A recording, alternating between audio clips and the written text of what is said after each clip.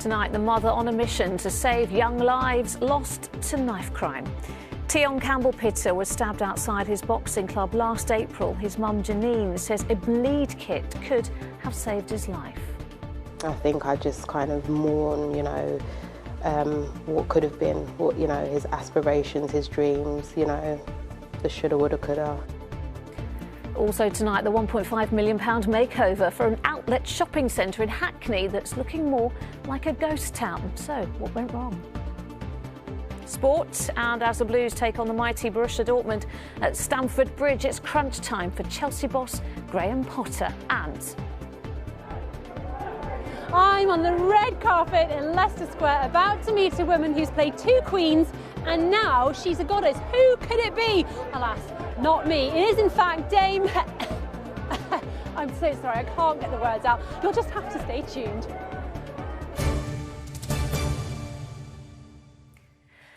Good evening. Could specialised bleed kits stop young people dying on our streets? 14 teenagers were killed in the capital last year. One of them was Tion Campbell-Pitter. He was just 16 years old when he was stabbed to death as he walked to his boxing gym last April. His mother believes if someone had known how to stem his bleeding and had the right tools to do so, he could be alive today. Well, now she's campaigning to get kits, which include tourniquets, bandages and gels, installed in public places. She's been speaking to our senior correspondent, Ronke Phillips. This is Tion Campbell-Pitter doing what he loved best. Boxing was his passion, and the double jab gym near his home in New Cross is where he trained at least 3 times a week. The 16-year-old was on his way to the club when he was targeted by 2 boys and stabbed. He managed to make it inside to ask for help, but was bleeding so heavily he soon lost consciousness and died. His mother believes a specialised bleed kit could have made the difference. A lot of the time people don't have, equipment to stem a bleed, and there's not a lot of bleed kits, in these kind of places, public places, communities, and it definitely would have, been helpful for them to have that, yeah. This is the bleed kit, and inside that you've got packing.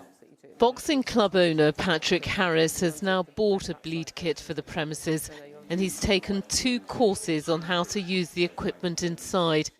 But on April the 13th last year, when Tion staggered into the gym saying he'd been stabbed, it was a different story. I tried to stop the bleed, putting pressure on it, but it was a wide gash. And if you'd had a bleed kit on the premises, given that he came back in on his own, do you think it could have made a difference? Yeah, I mean, if I had the bleed kit, then I'd have more to fight with, and I've subsequently been on 2 catastrophic bleed control courses, so now I feel much more, for want of a better word, confident if it ever happened again. There are currently around 7,000 bleed control kits in the country, and about 850 of these are in London.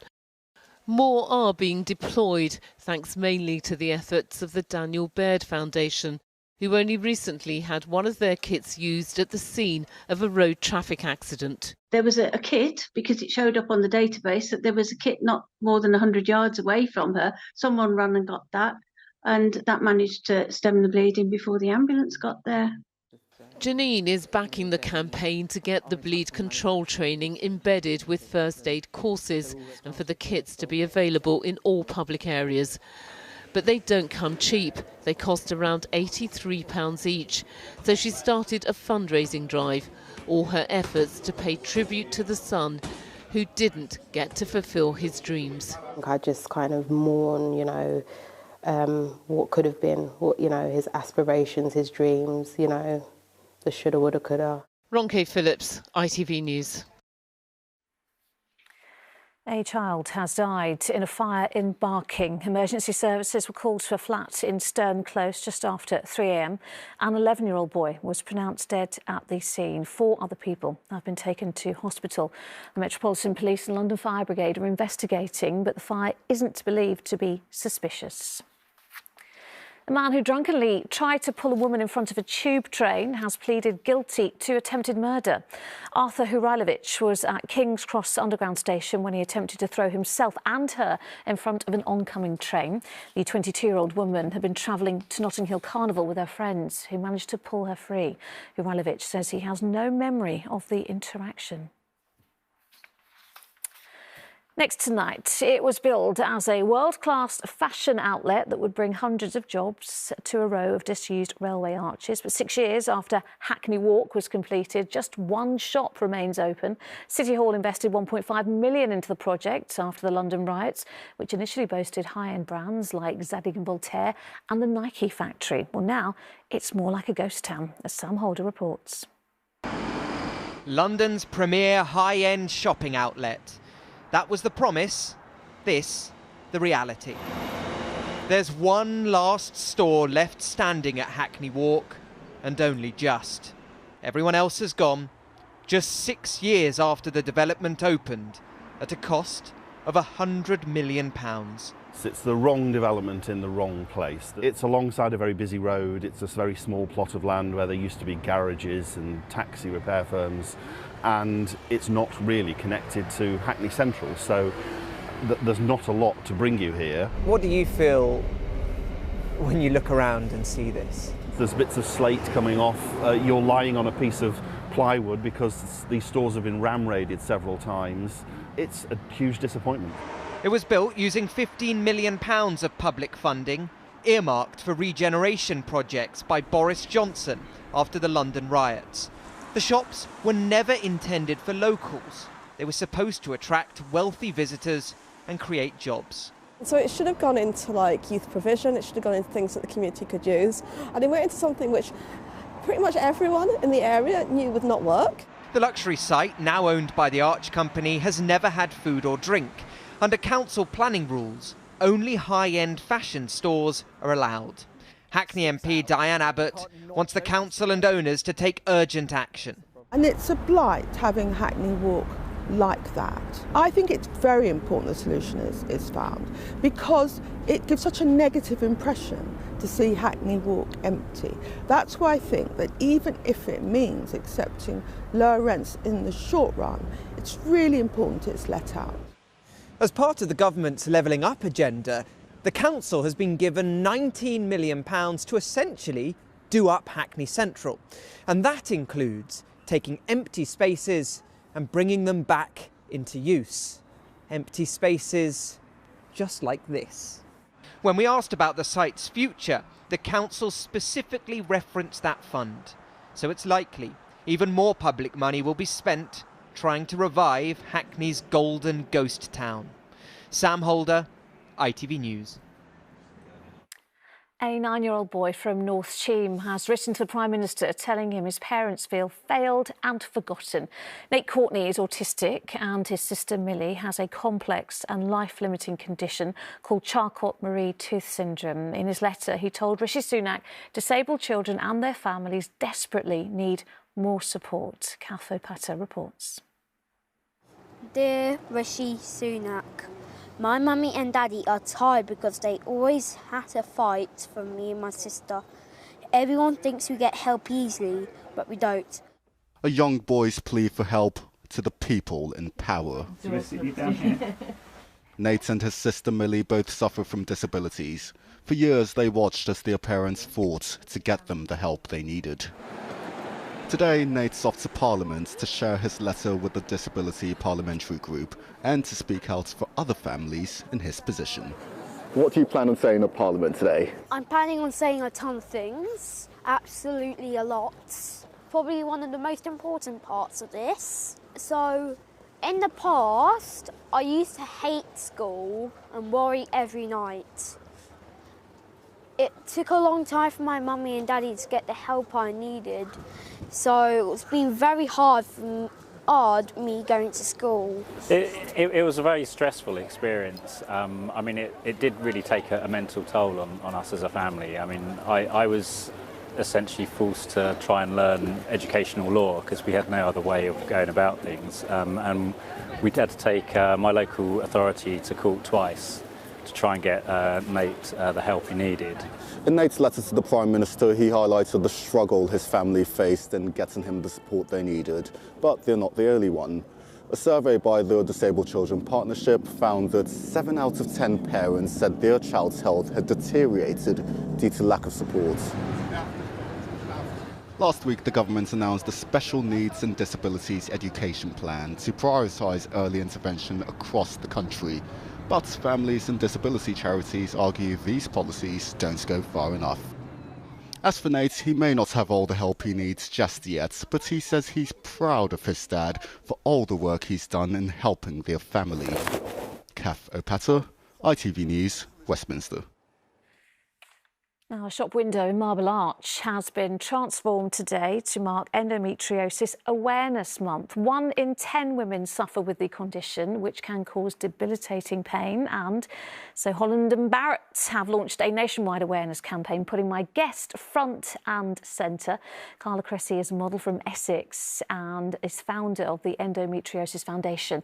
She founded it after her diagnosis, and I'm very pleased to say that she joins us now. Carla, thank you so much. We just saw you there up in that big shop front there. Thank you. Yeah, well, thank you for coming in. Listen, a lot of people watching, they've heard of endometriosis. They don't know exactly what it is. Just tell us a bit more about it and what the symptoms can be and how it was for you as well. Yeah, I mean, it's probably one of the most misunderstood, underdiagnosed condition, as you said, affecting more than 1 in 10 women, and girls. And for me, it took, gosh, over a decade to get diagnosed, but I always knew something wasn't right. My mum was very persistent, you know, and we were always seeing the GP with all these symptoms that... Tell us about those symptoms, what were they like? So my kind of period started when I was 13, but already at 14, they were very irregular, incredibly painful. And I was kind of straight away back and forth to the GP. This isn't right, something's, you know, this isn't normal. And after around a year of going back and forth to the GP, we managed to get a referral to a gynaecologist. So I was 14 when I first saw a gynaecologist. And she said, you know, everything's fine, everything's normal, it's something you'll just grow out of. But I think because I managed to get that referral so early, later on, it really kind of almost put up this barrier in front of me to get back to see a gynaecologist. You were finally diagnosed, weren't you? I mean, you were misdiagnosed before you had IBS as well. IBS, all sorts irritable bowel syndrome. Which happens to a lot of women, doesn't it? But when you were diagnosed, you realised you had quite a complicated form of endometriosis. So but you had to have lots of surgery. We're going to just show some pictures, but when we see you in the hospital, just tell us what kind of surgery you had to have. So I was actually taken in for suspected appendicitis, but they realised it wasn't that once they kind of took my appendix out. And then they kind of performed this emergency open surgery and they found that I had stage 4 pelvic bladder bowel endometriosis. It had spread to my bladder and my bowel. And it kind of progressed into frozen pelvis disease. And then from then on, it's just been kind of more surgeries and kind of getting under the care of specialists, you know, surgeons to get the right treatment. And thankfully now I'm kind of coming out the other side. You are, and you're talking about it. You are part of the campaign to raise awareness. And Carla, you know, while we have you here, and you were very candid in telling us about your symptoms and showing those pictures, but for any people at home watching now who are thinking, God, you know, I think that could be me. What would your advice be to them now? Oh, seek help. You know, just there's guidance. You know, NICE guidelines. There's BSG endometriosis centres, which I knew nothing about. I couldn't even say the word endometriosis when I was diagnosed. And it's just really to do your research, join a community, support groups, because they have been life-saving for me. And also, you know, it's Endometriosis Awareness Month. Yes. And we just partnered with Helen and Barrett and their wellness brand Parlour to bring endo stories to the high street. So my story is features. on the featured in our show tonight. Well, listen, Carla, thank you so much. Thank you. And if anyone is watching, of course, they should go and ask for help. Thank you very much. Thank you. Thank you. Still to come. Power of all the gods. This is very personal, Billy. Dame Helen turns supervillain for her latest movie. We're live on the red carpet. Plus, the London scientist inspiring Barbie's latest makeover. But first, after a short break, the Champions League returns tonight for the deciding games in the round of 16. And Chelsea will be hoping for a miracle as they take on Borussia Dortmund, who are unbeaten in their last 10 games. Well, Rags Martel is outside Stamford Bridge for us this evening. And Rags, the Blues really need a win, don't they? That's right, Lucrezia. It's cold and grey here, and it's really a reflection of how miserable things have been here for Chelsea fans recently. They used to sing proudly how they've won it all, but they're having to cope with mid-table mediocrity at the moment. They're out of all cup competitions apart from the Champions League, and that's what makes tonight's game such a make or break game. In all the talk before the match has been of Graham Potter. If he loses this, should he go as well? In a moment, we'll hear from the Chelsea manager. But first, here's some Chelsea fans and what they think of him. Massive night tonight. I've been Potter out, I've been Potter in, but actually tonight's all about winning. I think he has to go. He's not going to go. This game is the decider. I mean, if he doesn't win this, then he has to go. Why should he go? He's got a team of 33, and at the moment that's a very bloated team, and I think he's a very new manager. He's only been here 6 months. So I don't see why they can't do the rest of the season, have pre-season, and then we can judge. Fans are, of course, always entitled to air their views, and they've been suffering like the rest of us have in terms of with the results we've had. We're playing against the top opponent, who are in a really good vein of form. So it's a huge challenge, but at the same time, what an opportunity. Well, I'm joined by Chelsea royalty, King Canners as they call him, Paul Cannaville, former Chelsea players. Big night tonight? An important night for Chelsea, for at least some silverware. But very important because of the position where Chelsea is at this moment. There's a lot of talk about Graham Potter. I know you're literally coming off hosting duties inside the club, so it's difficult for you to talk. But are you Potter in, Potter out? What can you reassure fans? I'm Potter middle. I don't know if Potter in or out. We've got to give him a chance, but we've got to get the players on form.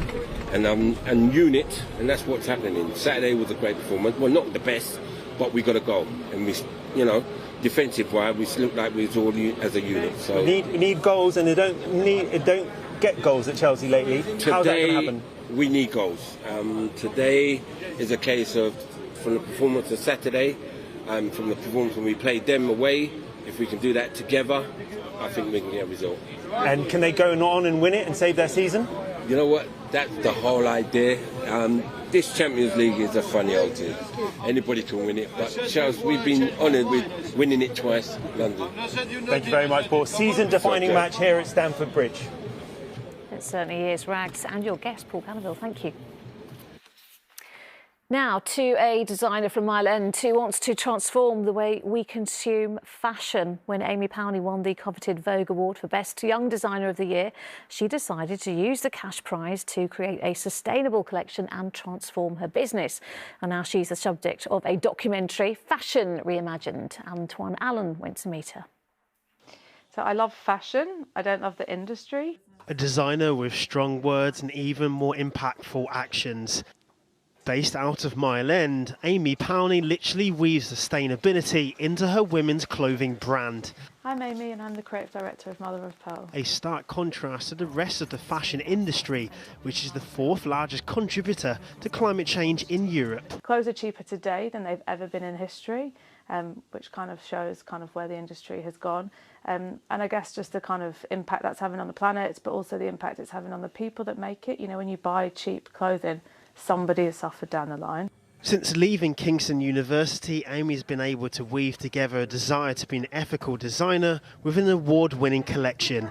In 2017, Amy was the winner of the Vogue Fashion Fund. She used the £100,000 prize fund to make her brand more sustainable. Most fast fashion uses polyester as their main base fabric, which, if you strip it back down, is just plastic. And the issues that we have with that is, obviously, it's byproduct of oil, and we all know what fossil fuels are doing to the planet anyway. We produce 100 billion items of clothing every year.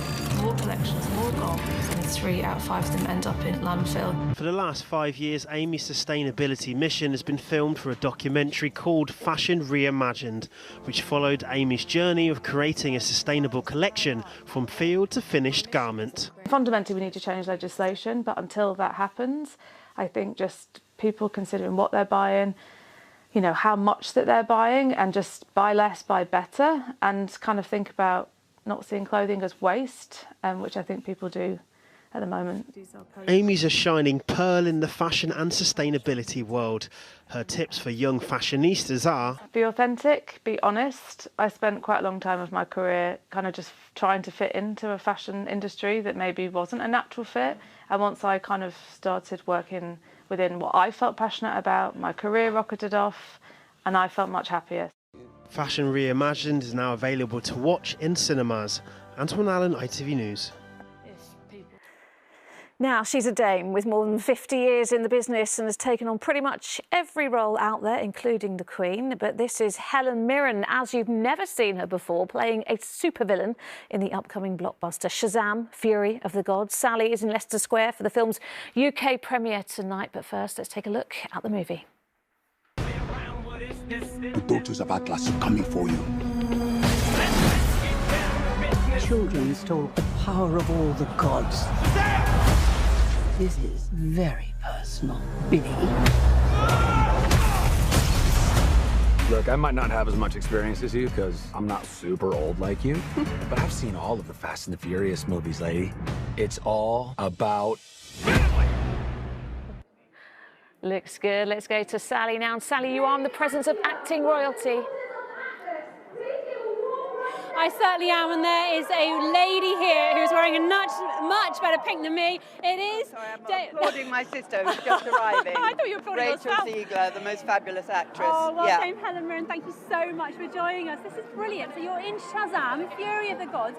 You've played a queen, and now you're a goddess. I know, yes, and an empress, actually the Empress of Russia. Oh my God, so... it's getting better and better. What next? Who knows? Yes. Now listen, you obviously, if you're in a superhero movie, there's a lot of action. Did you have to train to do this? Because I saw you do one kick, where I thought if I did that, I'd pull a muscle. I do have a big fight sequence actually, and I did some of it myself. Obviously, wow. You know, you have amazing stunt people, and they design it and they help you with the really difficult stuff.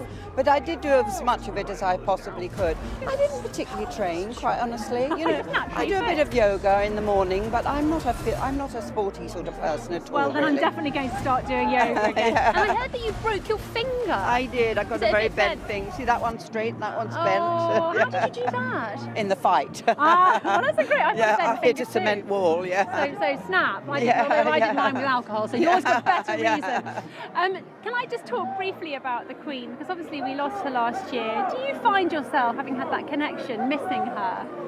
Of course I do. You know, I'm an Elizabethan. Yeah. She was there in my first conscious state, and she's been there for my whole life, and now I'm quite an older person, you know. So, you know, she was one of the constants in my life, and I think for the whole country. Of course we will miss her, but also, you know, life goes on, and we all realise that, and I think that's that's sort of one of the extraordinary things about the monarchy, is that I'm incidentally not particularly a monarchist in that sense, but there is a sense of the continuity of history that you see through the monarchy. And speaking of that, obviously we've got the coronation. Where will you be for that? I'm not sure. I'm not sure when it is. When is it? In May, and we've got an extra bank holiday. Okay.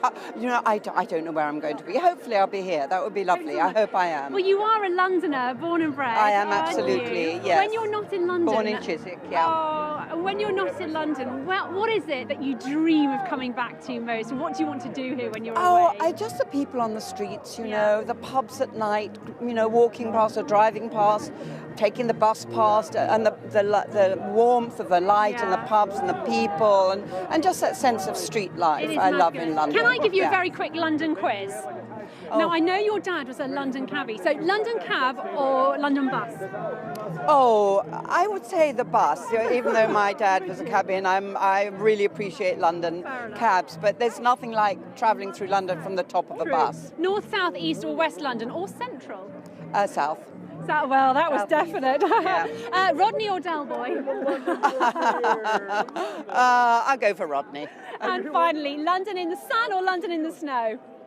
London in the snow is the most romantic. Yeah. Good choice. Well, listen, on that note, we've got the weather, and what a lovely way to go into it. Here we are. ITV London weekday weather is sponsored by Octopus Electric Vehicles. Car, charger, and energy. So the uncertainty in the weather remains, and we'll start with the fact that we have got another weather warning in place from midnight tonight until 9 o'clock on Thursday morning. That's for snow and ice. If we take a look at the outlook, we see that we could well over the next day or so see some rain, sleet and snow, and it's going to be turning colder tomorrow, probably colder than today. What's going on? Well, we've got warm, moist air coming up from the southwest. When that bumps into that cold air coming down from the north, on that border, that's where we could see the snow around us. But that warm air is going to keep going north, and eventually through the week things should get a little bit milder. So let's take a look at the detail for tonight. To the north, where we've got those clearer skies, could well see things turn frosty. To the south, we've got this waving front coming up, and that's where we could well see that snow starting to come overnight and into tomorrow morning. So the warning kicks off from midnight. Some areas, if they see that snow, could get 1 to 3 centimetres. So tomorrow starts off on a bit of a messy note. There will be potential for, as I said, rain, sleet and snow during rush hour. That then does clear out of the way. We keep the uncertainty. Looks like there'll be a bit of a lull as we go through the day into the afternoon. It's going to be cold, those highs of 5 or 6 with the wind chill probably feeling closer to around freezing. And then as we go through into the afternoon and evening, a slightly higher chance of seeing snow. And in fact, if you do get it, some areas could see 5 to 10 centimetres locally. So as we head into Thursday, the warning stays in place at the moment until 9 o'clock. Still the chance of something a bit wintry on Thursday, but as the temperatures, as I said, come up, that's when there's a higher chance of rain staying as rain. From us all here on the red carpet, have a great evening. I'll see you later on. Take care. ITV London Weekday Weather is sponsored by Octopus Electric Vehicles. Oh, thanks, Sally. And finally, a London scientist is being honoured with her very own Barbie. Dr. Maggie Adarin-Pocock from Islington is the former president of the British Science Association, best known for her work studying deep space, where women currently make up just 1/4 of all jobs in science, tech, engineering and maths in the UK. And so Barbie said it was important for them to inspire young girls to think differently about their career opportunities. When I found out they were going to make a Barbie,